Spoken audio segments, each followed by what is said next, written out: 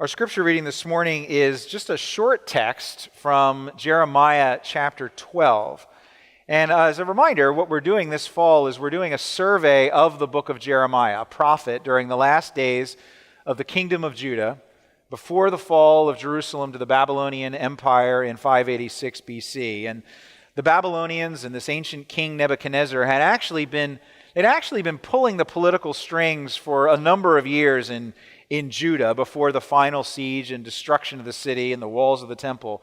But that's where it would ultimately end. That's where this was all going. And Jeremiah, as a book in our Bibles, is a record of the warnings given by God to the people of Judah about what was going to happen. A reminder of why it was happening and a lament that it was happening. All of those things. A warning, a reminder, and a lament. That's what Jeremiah is doing. And for several weeks, we've been in the midst of the case that God has been making about the guilt of the people. And we've talked extensively about sin, and we've looked at some of the ways that Jeremiah and the Bible as a whole describe sin. We've said that sin is like treason, in a sense, a subject rebelling against his rightful king. Sin is like adultery, we've said, a wife being unfaithful to her lawful husband. Sin is idolatry, we've said, a worshiper turning to another and a false god. Sin is all those things. But this morning, I want to use verses 1 to 4 of Jeremiah 12 to zoom out a bit and to look at the larger question of suffering and how we process that. Even when that suffering comes, perhaps in small part, perhaps in large part, but even when it comes from things that we've done, things for which we're responsible. So as a result, we're just going to read these first 4 verses, and you may find just reading the first 4 verses of chapter 12 a little bit unsatisfying because you kind of feel like it leaves the question open, it leaves the question unanswered. And I hope to explain in some way that that's the feeling that we should have, even though I think that there are real answers that can satisfy, even in the midst of our uncertainty and not knowing why everything happens the way that it does. So that is a little bit of an intro. We're going to read Jeremiah 12, verses 1 to 4. If you're able, let me invite you to stand. We do this as a show of respect for God's word that we're reading, and it's just 4 verses. Jeremiah 12, starting at verse 1. Righteous are you, O Lord, when I complain to you, yet I would plead my case before you. Why does the way of the wicked prosper? Why do all who are treacherous thrive? You plant them and they take root. They grow and produce fruit. You are near in their mouth and far from their heart. But you, O Lord, know me. You see me. Test my heart toward you. Pull them out like sheep for the slaughter and set them apart for the day of slaughter. How long will the land mourn and the grass of every field wither? For the evil of those who dwell in it, the beasts and the birds are swept away because they said, he will not see our latter end. This is the word of the Lord. You may be seated. Now, a number of you over the last few days have been kind enough, even if you were Mets fans, were kind enough to offer your condolences about the early playoff demise of my Philadelphia Phillies. So much early season promise so quickly passed away. And if you were listening to Philadelphia sports radio over the last couple of days, and you would have thought that they were very much appropriating the words of verse 4, how long will the city mourn and the grass of every baseball field wither? Which, of course, is mildly funny until just a day or so later, I'm scrolling through and reminded of the large parts of this land of ours where mourning is happening over far more consequential teams than consequential things than multi-million-dollar athletes playing a game only reasonably well. Far more consequential mourning. Because you just need to spend, 10 seconds scrolling through a Google search of Hurricane Helene and Hurricane Milton, and it all seems pretty silly. Because there are far more people who have a right to that question, how long will the land mourn, than a fan of a sports team. Mountain towns that no longer exist. Families of more than 230 counting people who have died from Hurricane Helene, the dozen or so from Hurricane Milton so far, the tens of thousands of people without power still. And that's just here in our country. The past week, the world marked the anniversary of a terrorist attack on Israel with hostages still unaccounted for. The updates from our denomination's missionaries in Ukraine continue to tell of devastation and consequences of almost 2 years of war. And then there's the everyday situations in each of our lives, the situations that many of you face. And we would pray for our local police. Every day they walk into situations of tragedy and brokenness of this world because that's their job, to walk into those situations. Right? We grieve as a congregation for people that we've lost over the last couple of months, deaths among our own family. How long will the land mourn? I want to meditate on that this morning. I want to recognize that this is an ancient question that continues to echo in our day and in our lives. And I want to look at three things. I want to look at the honesty of that question. I want to look at the limitations of that question. And I want to look at the hope for an answer. The honesty of the question, the limitations of the question, and the hope for an answer. Now, first, the honesty of the question. Remember the situation. Let's go back to Jeremiah's day. Let's get the context here. The way of the wicked prosper and the treacherous thrive. Right? That's what Jeremiah is saying. Things are bad in Judah. All around Jeremiah, there's destruction, there's violence, there's strife, there's contention. People can't get along with one another. Right? There might be a modern application to that. But it's more than just crankiness. It's more than just being rude on the highway. It's more than just nasty social media posts. They're fighting with one another. Open hostility, open cruelty. And we've been looking at that. God's law is being ignored by his people. That's what Jeremiah is immediately dealing with. Now, the prophet Habakkuk, a contemporary of Jeremiah, called it a paralyzed situation. God's law was paralyzed, he said. It's not working. Not because there's something wrong with the law, but it's not getting through. When someone is physically paralyzed, it's because the messages from their brain are not getting through to the rest of their body. Right? The brain says one thing, but the arms and the legs, they don't get it. They're not hearing it. God's law is paralyzed. And as a result, God's justice isn't being felt. It's not happening. There's no understanding of the law. There's no application of the law. That's what justice is. It's the application of God's law to things so that they're brought into conformity with God's will. That's what justice is. The application of God's law so that things are brought into conformity with God's will. But if it's paralyzed, the arm doesn't respond if the will of the brain isn't heard by the arm. And that's exactly what was going on in Judah's history. That's exactly what it was like until after the death of King Josiah, 609 BC.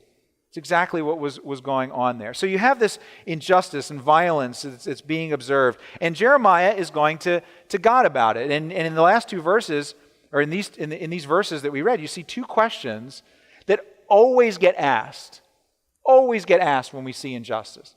They're the two basic questions. There's the why question and there's the how long question. Right? Look at verse 1.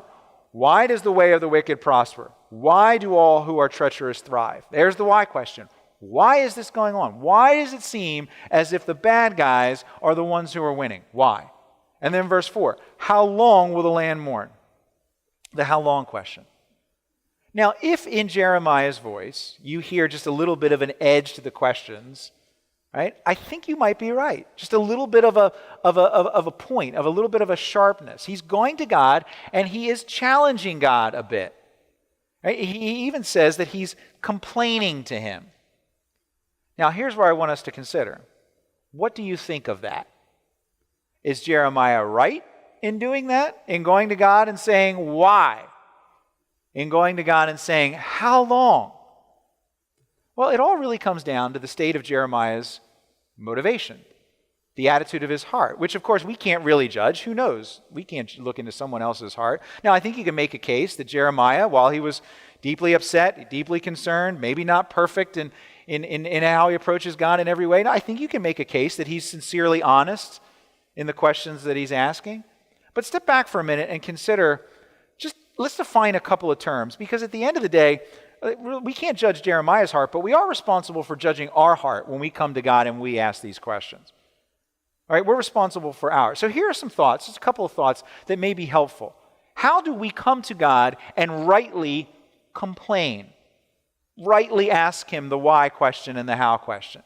Now, first thing you need to do is you need to distinguish between unbelief and questioning, right? Unbelief and challenge. Unbelief is sin, right? Biblically speaking, what we call unbelief is sin. And I want to be careful here because I think God is very often very patient with unbelief. But if you really think about what it means, unbelief is challenging God's rightful rule of the universe, asserting that you'd do it better if only you had the chance, doubting God's goodness when the Bible clearly states his goodness, right? That's sin. If that's the attitude of our heart, if we come to God and our motivation is unbelief, challenging his authority and saying, put me in charge, I would do better, then though God is patient with that, it is nonetheless sin. However, on the other hand, honest questioning, even when it's pointed, even when it's direct, honest questioning is not necessarily sinful at all. Saying to God and saying, I don't understand. This doesn't make sense. I don't get it. Help me. That's not sin. Even when the words might come out wrong in the heat of the moment, even when your prayers aren't filtered, even when you're overwhelmed and you don't choose your words precisely, even in those moments, if what you're saying to God is really, God, this makes no sense to me. What are you doing? I need you to help me see. I need you to remind me that you're here at this moment because I got to be honest, right now, I don't feel it. That's not sin. If that's what you're saying to God, that's not rebellion.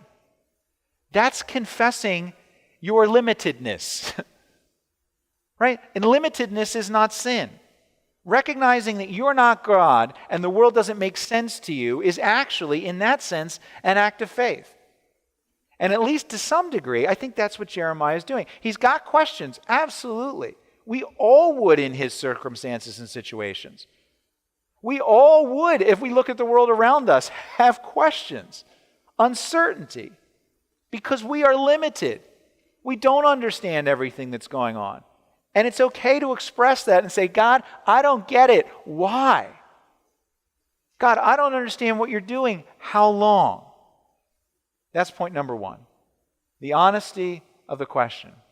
Now, point number two, the limitation of the question. Here's where it gets hard, because the question, even honestly asked, the why question, the how long question, it has its limitations.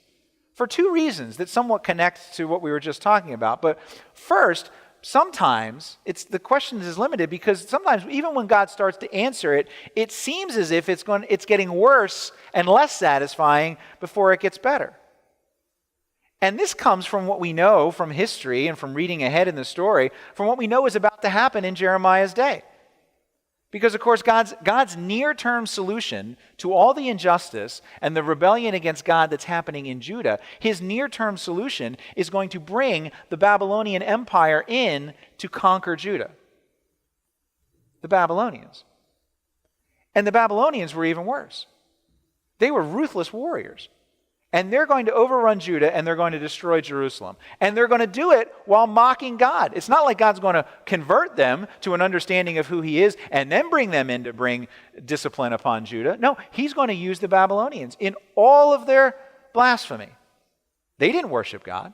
They worshiped their own strength. They worshiped their own power. They completely disregarded the God of Israel. They scoffed. They laughed at the people. Right? And the people of Judah think they've seen violence just amongst themselves. Just wait until they see the violence of the Babylonians. And so that's a severe first limitation to the question that sometimes, even in God answering and addressing the situation that we're concerned about, it seems as if he's doing it in a way that actually is making things worse, not better. Now, that limitation leads into the second limitation. And that's that even with an honest question, we don't always get the answer that we're looking for right away.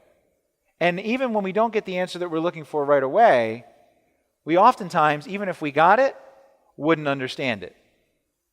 All right, see, Habakkuk, Jeremiah, they would go to the Lord and they would say, God, the Babylonians, really? Why are you doing this? And God doesn't necessarily give some sort of detailed explanation as to every what and why that's going on. And that's hard because this brings us back to our limitedness. Even if God were to answer the question that we ask honestly, there's a limitation to the question because oftentimes in our limitedness, we wouldn't be able to understand and comprehend the full scope of what he's doing, even if he tried to answer us. And this is hard because honestly, if you were to come to me and show me the articles that I've been reading about the families watching floodwaters wash away loved ones before their eyes, and you were to ask me, why would God allow this? At that moment, if God were to give you the privilege of talking to someone like that, in a moment like that, the best answer that you're going to be able to give is oftentimes, I don't know. I don't know. And it may be like Jesus with Mary in John 11, that the best thing to do in that moment is to listen and to cry with them. Or it may be like Jesus with Martha in John 11, that the best thing to do is to explain to them the details of what you believe, of the hope of Jesus. But one way or another, you're going to need to acknowledge that the God that they desperately need at that moment may be the God that they're not fully able to understand or comprehend. You may not, in every instance, be able to understand all the reasons why God is doing something in any particular situation. No, the God that we need is actually the God that we can trust to have reasons even when we don't understand them. That doesn't mean that we can never understand any reasons. We can speculate, we can draw conclusions about different things, about what God may be up to or not up to in a particular situation, especially what he might be trying to teach us in our own lives through different circumstances. But here's the thing.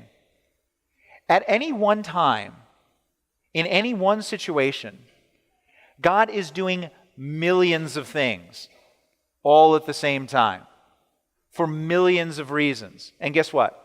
That doesn't stress him out at all. He's able to keep track of them all at the same time. I know this boggles our mind because the average man can do maybe, 1 to 1.5 things at a time and stay focused on it. The average woman can do probably 10 to 12 things at the same time and stay focused on them. But God can do millions and millions of things all at the same time, have millions and millions of reasons, and they're all happening. And we can't possibly wrap our mind around what they can all be. It's beyond our ability to grasp. So be very careful about simplistic answers to the hard why and how long questions that we ask at moments like this. Because if you or someone else can narrow it down to the thing that God is doing when a hurricane strikes, when war ravages a nation, if you can wrap your mind around what God is doing in all of his purposes, then it's likely not the God of the universe, it's a God that you've made up. Because the God of the universe is not a God whose reasons you can completely wrap your mind around. And don't misunderstand completely what Jeremiah is doing here. He's asking an honest question. He's asking a pointed question that has its limitations, but note to whom he's asking it. This is the third point. This is where the hope is. Look at how he begins verse 1. Righteous are you, O Lord. Righteous are you, O Lord. A few weeks ago, I accidentally read the scripture passage from a slightly different English translation. Several of you pointed that out to me. I can assure you that several who pointed that out to me were not the first ones to do it. That would have been my family. They were the first ones to point out to me that I read from a different translation. Well, the translation that I read from was the New International Version. And just so you know, I wasn't actually making some big interpretive point. I just cut and paste into my notes the wrong version. But I told someone this week, there are times where I think the text that we use, the translation that we have and read from, the English Standard Version, I think in general that is a much better translation, a much more faithful translation that we use. But there are times where I think that the NIV gets it right. And actually, in verse 1, I think it might be one of these times. Because other translations state it like this. Verse 1 says, "Because you are righteous, O Lord, I would plead a case with you." Now, what we read in our version, righteous are you, O Lord, right? Because you are righteous, O Lord. You see the difference? It's just a difference in emphasis. It doesn't mean that it's not there. It just means this is what the text is trying to get across, what Jeremiah is saying, right? In other words, he's not saying that God simply remains righteous even though I'm challenging him. Jeremiah is saying that he feels like he can challenge him because he is righteous.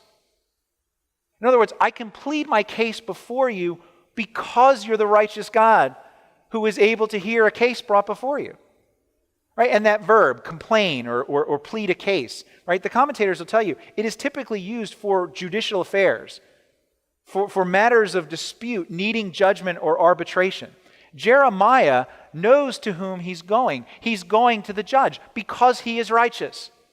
I bring my complaint to you because to whom else would I go? He's going to the judge. He doesn't understand the world. He doesn't understand what God is doing. But to whom does he go to voice his complaint? Does he go to his neighbor? Does he go to his podcast? Does he go to Twitter? No, that's not where he goes to voice his complaint. He goes to God. And that's really important because where you go with your questions tells you where your hope is. Jesus, in several places, makes it very clear that it isn't the strength of someone's faith that's important in moments of crisis. Not the strength of one's faith. It's the direction of one's faith. For example, Mark chapter 9. Jesus is talking to the father of a boy who has been possessed by a demon since he was a little child. By his own admission, the father doesn't have a great amount of faith. He's distraught. He's been trying to help his son for years. He's asking the how long question. He's crying, and he's sure that he can't hang on much longer. To whom does he go? Jesus. Not because his faith was super strong, but he knew the right place to take his question. And of course, John 11, we were just talking about that a minute ago. You had these two sisters, and their brother had died because Jesus didn't come quickly enough in their mind to heal him. They were confused. They were upset. To whom did they go? Jesus. I wouldn't say that their faith at that moment was particularly strong, but they knew where to go. And in both cases, did Jesus turn them back? Did he say, how dare you? Come back when you have a little bit more faith and then maybe we can talk. No. And you know, it's remarkable actually that the God who created and controls the universe is willing to take the hard questions that are asked to him in the midst of crisis and pain. He doesn't say, you know what, why don't you calm down a little bit? Why don't you get yourself settled and then come to me? No, in the midst of the crisis and pain, he says, bring your questions. Bring them on. And actually, it's not in spite of the fact that God's so big that he's able to take your direct pointed questions. It's because he's so big that he can take your direct pointed questions. Give him your best shot. The pastor of the church that I first attended out of college, his teenage son was killed in a terrible car accident just a year or two before I started attending. And I remembered him sharing the story about how at the moment of his greatest anger, the moments of his greatest frustration and questioning, one of his good friends came up to him, stood straight in front of him, squared up, and said, hit me. Go ahead. Just give me your best shot. Just hit me. Now, don't take the illustration too far. I'm not saying you should punch God. But how is someone able to say to you, hit me? I'll take it. The only way a person can say that is if he is secure enough to realize that the anger of the blow is not primarily directed at him, no matter what it might look like to the casual observer. No, the only way that we can say that someone can take that kind of blow is if he knows that the anger of the blow at its core is an expression of absolute frustration, a feeling of being crushed, a feeling of limitedness at a moment of agonizing pain. The only way a person can say that he's big enough and confident enough to take the blow is if they are actually big enough to take the blow, which of course God actually is, and actually what God has done. Our hope comes from the fact that the righteous God of the universe can take our pointed questions, our complaint, at the moment of our crisis and pain, because he has taken a far greater blow on our behalf. I referenced the prophet Habakkuk a few minutes ago. Jeremiah wasn't only a contemporary of Habakkuk, but here he is at the beginning of Jeremiah chapter 12, an absolute mirror of Habakkuk. Right? Jeremiah asks, how long shall I cry for help and you will not hear? Habakkuk says, how long will I cry for help and you will not hear? Why do you make me see iniquity and why do you idly look at wrong? He's asking the same questions that Jeremiah asked. It's almost a mirror image. Now, interestingly, did you know that the Apostle Paul quotes Habakkuk chapter 1 in a sermon that he preached? It's in Acts 13. Paul's in the city of Antioch, and he's in the synagogue on the Sabbath day, and the leaders ask him if he'd like to share anything with the congregation. And so Paul gets up, and he explains the covenant Lord of history, how he kept his promise to Moses and rescued the people of Israel from slavery, and he leads them into the promised land. He gives them all this background, and he says that all of this history, all of these things that God has done, they all lead to Jesus. And Paul says that, in his sermon, that is both your hope and your warning. This is exactly what Paul says in Acts 13. He says, "Let it be known to you, therefore, brothers, that through this man, Jesus, forgiveness of sins is proclaimed to you, and by him everyone who believes is freed from everything from which you could not be freed by the law of Moses. Beware, therefore, lest what is said in the prophets should come about." And then look what he quotes. "Look, you scoffers, be astounded and perish, for I am doing a work in your days, a work that no one will believe, even if one tells it to you." I am doing a work in your days. That's a quote from Habakkuk chapter 1. A quote to Habakkuk as Habakkuk asks these how, long, and why questions. Paul is linking the death and the resurrection of Jesus to a warning not to ignore the fact that God works in unexpected and astounding ways. And so God says to us, in the midst of our pain, in the midst of our struggle, in the midst of honest questions that at times seem extremely limited and answers that don't come as quickly as we would like, God is looking to us and he proclaims, "Do not fear, you may not see it, but I am doing a work in your days." And the connection makes perfect sense. It fits the pattern. Habakkuk saw the injustice in Judah, just like Jeremiah, and God says, "I'm going to solve the problem by using further injustice." The hands of the Babylonians. And Paul says, let's connect the dots ourselves. Jesus was the same way. He was falsely accused by the injustice of the Jewish leaders, and God solved the problem how? By killing him through the authority of another unjust government, an occupying power. I'm going to use the Romans. And you say, wait a minute, that's how you're going to do it? The Romans would think that they were executing just another rogue Judean, but they were instruments in the hands of the Lord of history. I am doing a work in your days. Things are going on around us all the time, and we might not understand how and the why, but we can be absolutely confident as the disciples should have been, that though they saw the Romans doing something that added injustice upon injustice, that though the people of Judah saw God doing something that added injustice upon injustice, they can be absolutely confident that as in the days of Jeremiah and as in the days of Jesus, so in our day as well, God is doing a work among us. Because that's how he works.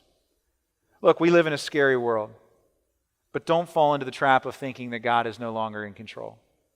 Because at the moment of greatest possible confusion for God's people, at the moment when it seemed as if injustice upon injustice had won the day, at that moment, God was accomplishing on a Roman cross the greatest example of what we could hope for in the why and the how long questions of life. Because if God would do that for us, then we don't need to understand everything to understand the minimum of what we need to get us through those moments.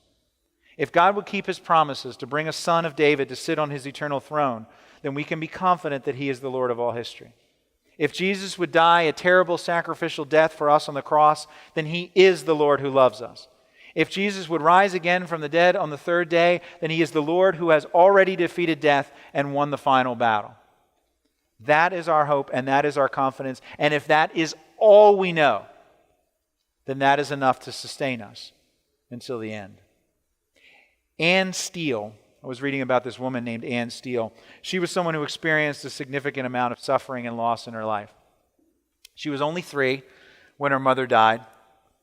The man who she hoped to marry died when she was 20. She remained single the rest of her life. Her stepmother, who raised her, died when she was 43. And she became the sole caregiver of her father until his death.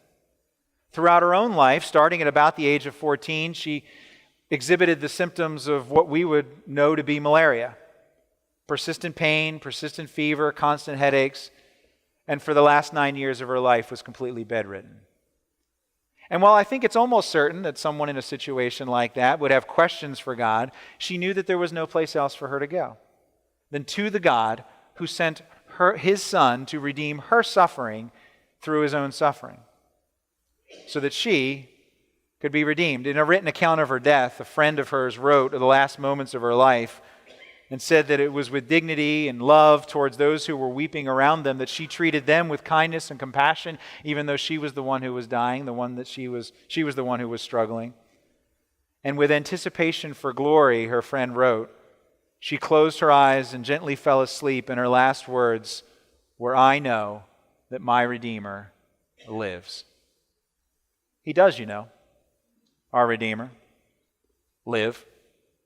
Jesus has defeated suffering by suffering himself. That's the hope